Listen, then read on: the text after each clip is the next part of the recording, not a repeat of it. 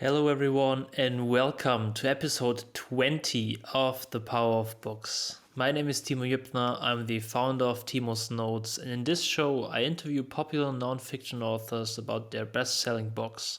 And sometimes I come on solo, like today, to share reading tips, valuable insights about nonfiction books, or general takeaways and learnings from books, my life, or anything else. The goal of the show is to introduce you to new books and to provide you with helpful advice and practical tools to live a better life. In today's show, I want to reflect on a quote that I found a couple of months ago and that I wanted to share with you. So let's dive right into it. So once I read the quote, you will understand why I made this episode 20 and what this will be about. So here's the quote. 90% of podcasts don't get past episode 3. That's 1.8 million who quit. Of the 200,000 left, 90% will quit after 20 episodes.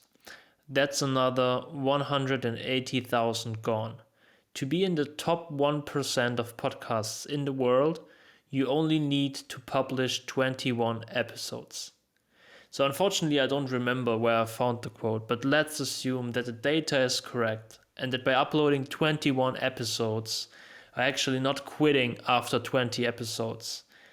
I now belong to the top 1% of podcasts. I actually would be the next episode, but I won't quit after this one. So I'm going to talk about it today. So the takeaway from this is that patience, persistence, and endurance matters. Sometimes you don't have to be brilliant to be among the best. Sometimes you just have to keep at it longer than everybody else is. In a world where people constantly start new things and quit after just a few days or weeks, your ability to endure will get you very far. So maybe my show is not the best, I'm not saying it's not good, not brilliant, whatever, but let's just say it's not the best in terms of quality. Just by sticking with it for 20 episodes or more than 20 episodes, you automatically belong to the top 1% because everybody else quits. So just by not quitting, you get to the top 1% of a field. And I'm not a fan of the saying, just showing up is half the battle. But in some cases, like this one, it might just be true. In some cases, you just need to show up constantly to get to the top 1%. You just need to stick with it and not quit like everybody else, quote unquote. I also think it's a fun statistical thought experiment that you can adapt to anything else. I researched some numbers that I want to share with you for the example of running a marathon. In the year 2018, nearly 1.3 million people have finished a marathon worldwide. The global population in 2018 was roughly 7.662 billion people. This means that only about 0.02% of the global population ran a marathon in 2018. The average marathon finish time in 2018 was 4 hours, 32 minutes, and 49 seconds. So let's assume, to make it easy, that 50% of all runners were faster than that and 50% of runners were slower than that. So if you finished a marathon in less than the average time, so in less than 4 hours and 32 minutes, you belong to the 50% of the fastest runners in the world, making you the 0.01% of the global population of fastest marathon runners in the year 2018. I think that's mind-blowing.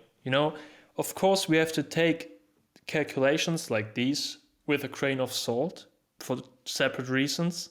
First of all, this is just data for 1 year, so there are other years people run faster, whatever, but just for that year.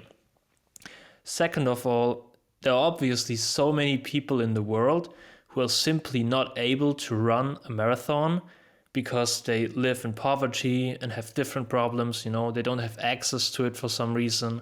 they are physically impaired, or like many other reasons. So it's not fair to assume that we are quote unquote better than them simply because they don't have the privilege to do something that we are doing. So I'm not trying to say, by running a marathon, you're better than 99% of people in the world, because that's not the case. But I think it's great to put things into perspective. Another reason that it might not be the best comparison, in this case with the marathon example, is that we compare ourselves to people who are way out of our league. If you're a marathon runner and you compare yourself to the average couch potato, then that's not a good measurement in case of performance. You would rather compare yourself to other marathon runners, or even just the top 10% of runners, depending on your aspirations and your personal level.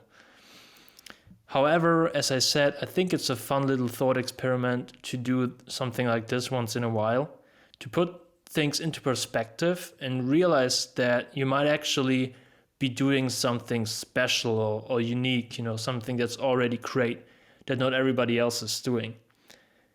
Because, when I finished the Berlin Marathon 2 years ago, and it's like, yeah, you're number 12,395 or something like that, you might think that it's not a big of a deal, or you're not, that good, quote unquote. But you're actually among the 0.something% of people who even finish a marathon. So the same goes for basically every other thing.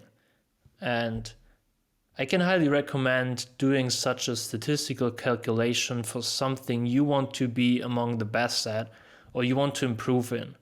Whether it's weightlifting, doing a calculation of how much weight you want to deadlift or bench press or squat or whatever.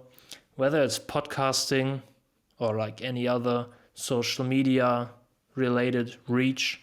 Whether it's running, it's a financial goal. It could be your savings rate, it could be your net worth, it could be whatever it is, the amount of money you invest. It could be a career goal or anything else. Just pick something that you want to be among the best.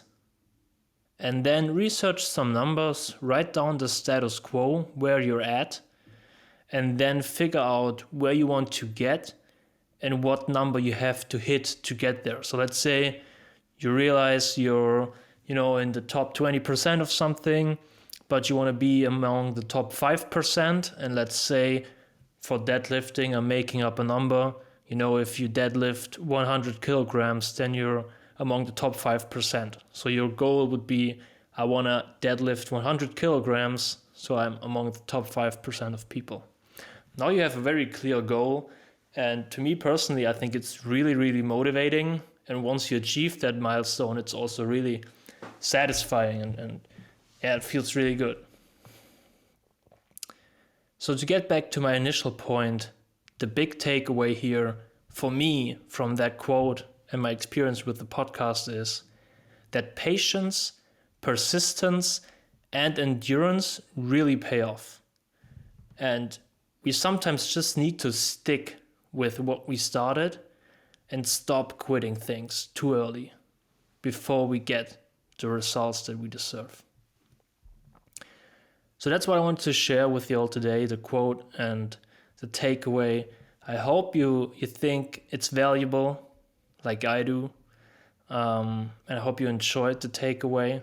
I have 2 more things to share, a little announcement to make.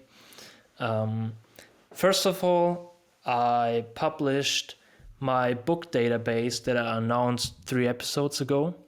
I created a Notion database, which at this point, it contains all the books I've read with attributes, labels, and so on. So I tagged them with the genre, the length, the difficulty, topics. I have a section with ratings and stuff like that.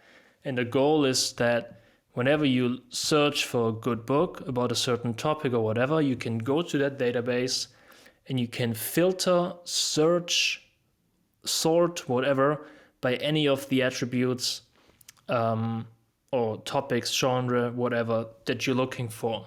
And the goal is to make it easier for you to find the right book to read.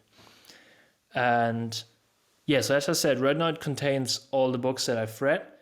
I still need to add quite a few attributes and stuff like that, but that will be done over the next few days and weeks. And obviously it will be constantly updated. But I published the first version for you guys to use and test. There are already over 200 books in there that you can search, filter, whatever. And yeah, I'm really curious to get your feedback. I would appreciate it a lot. If you have any ideas for improvement, any thoughts, any comments, any questions. And you can find the link for it in the description, but I'll also share it in the newsletter and on Instagram in the next few days. And eventually the goal for the database is to, grow it into something with like thousands of nonfiction books, because I want to get past the level of just the books that I've read. And I also want to include the books that I've heard of, have on my personal reading list, and also make them available for you to search, because it's not just about the books that I've read, but generally the books that are available out there for you to read. And the main benefit is to make them searchable, filterable, and have this one place where you can find all the books that are relevant to you. That's the first thing. The second thing, this will be a lot shorter. In the future, I want to do Q&A episodes. And if you have any questions for me, any topics you want me to cover, whatever it is, you can submit your questions via email to info@timosnotes.com, or you can simply post your questions under any YouTube comment section on any of the podcast episodes that are out there. So all of the podcast episodes are also on YouTube. And if you ask a question under any of them, then I'll also pick them up in the Q&A.